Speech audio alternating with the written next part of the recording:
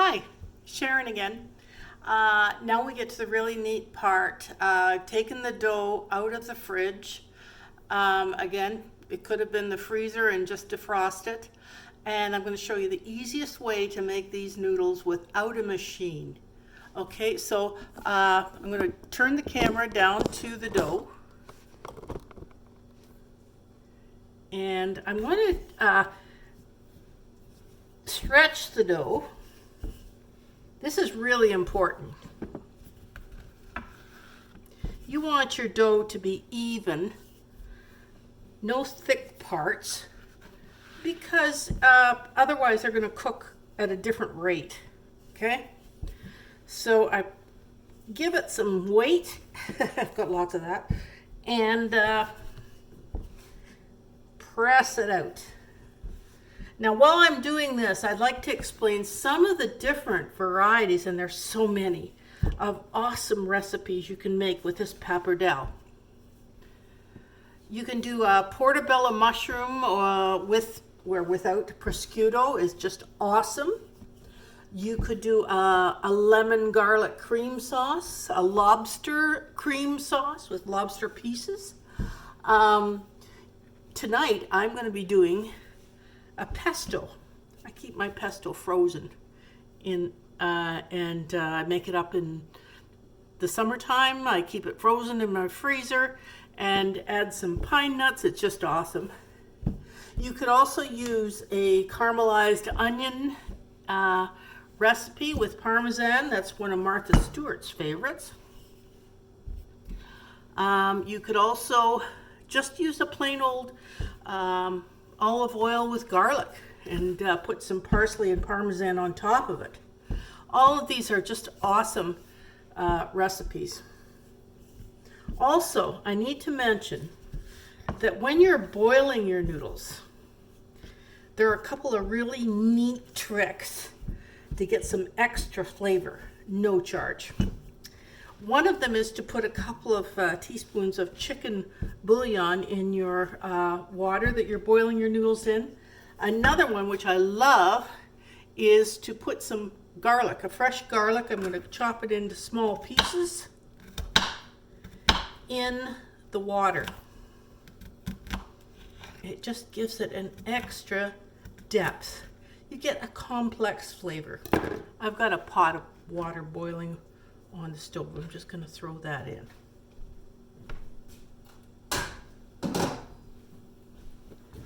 Okay, so how thin does it have to be? Well, that's going to be something, I'll give you an indicator so that you will know. When you pick up the dough, you should be almost able to see your fingers through it. That's how thin it needs to be. So you keep on going. Put some music on. It's a great idea. Maybe an Italian opera. I don't know. Something that'll keep you going. Get you in the mood. Anyway, here we go. We're getting really close here.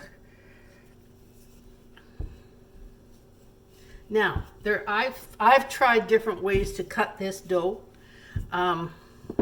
But when I was in Italy, in Tuscany, we found the most amazing method that's going to save you a great deal of grief. Okay, we don't need to use a machine. When I first tried cutting these noodles, I tried a pizza cutter and they were all wobbly. I don't know why, but they don't taste as good when they're wobbly. They've got to be straight. Anyway, so the method I'm going to show you saves all those problems in a hurry. Okay? Okay, let's try it again now.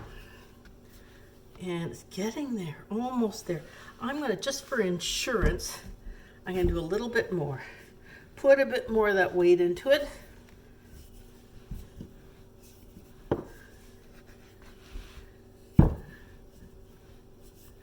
And again, it's going to be nice and even.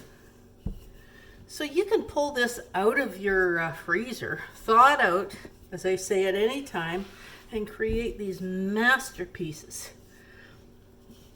Just awesome dishes. Oh, and there's one other I didn't mention, and of course, is to do an awesome Italian tomato sauce with this. And I have to say that when I was in Italy, I discovered these amazing tomatoes called San Marzanos. San Marzanos is a type of tomato from the area of Vesuvius. They're grown in volcanic soil, and they just make amazing sauces. And you can get them in North America, Canada, and the US. And they're worthwhile. They really are. Actually, you can also grow them here. I have grown them, and I guess in a couple of weeks I'll be starting to do that. Okay, this looks really good.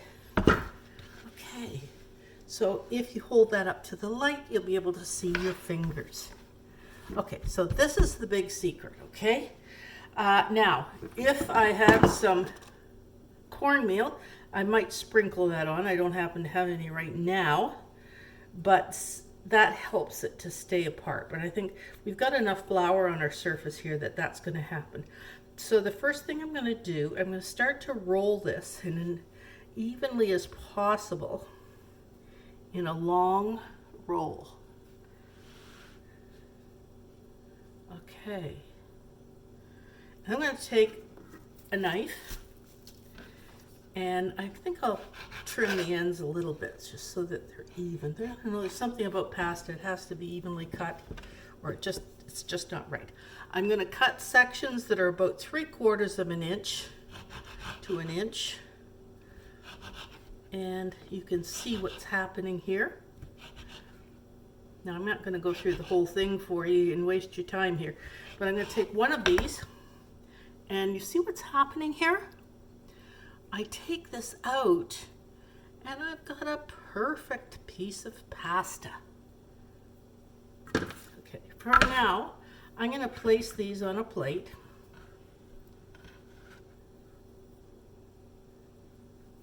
There's a little irregularity there. And I place them on this because I'm going to put it back in the fridge until dinner time. It's only going to take a few minutes to cook this pasta, and I want it to be as fresh as possible. So what I'll do is I'm going to stack these fresh pasta noodles, put them in the fridge, and at dinner time I will put them in boil. It's pretty irregular. I'm going to put them in the boiling water with either the chicken stock or the garlic or both. Here we go. See how easy this is? I think this is easier than using a machine. I might be wrong, but I have used the machine before, and I really think this is just easy. It's just technique. You know, people learn over the years. They didn't always have these. In Italy, trust me, they haven't had these machines since the get-go. So I'm going to, gotta find the end here. Okay. And you know something? That they're a little irregular, that's okay. Your company will know you made them yourself. You didn't buy them in a store. And trust me, these are going to be so tender. I think it's the egg, it's the olive oil. And once I've done a complete line like this, I'm going to go over and go this way, just like a cherry pie. Just so that I can get more on the plate. And I'll be all ready to go for dinner. And people will think I worked like crazy. I didn't. You know, as I say, I probably would have just taken one of these packages out of the freezer. See? And so on. Okay? All right, that's it. And I'm really hoping you're going to try this. The details of the recipe are available on my website, herbandgarlicpro.com.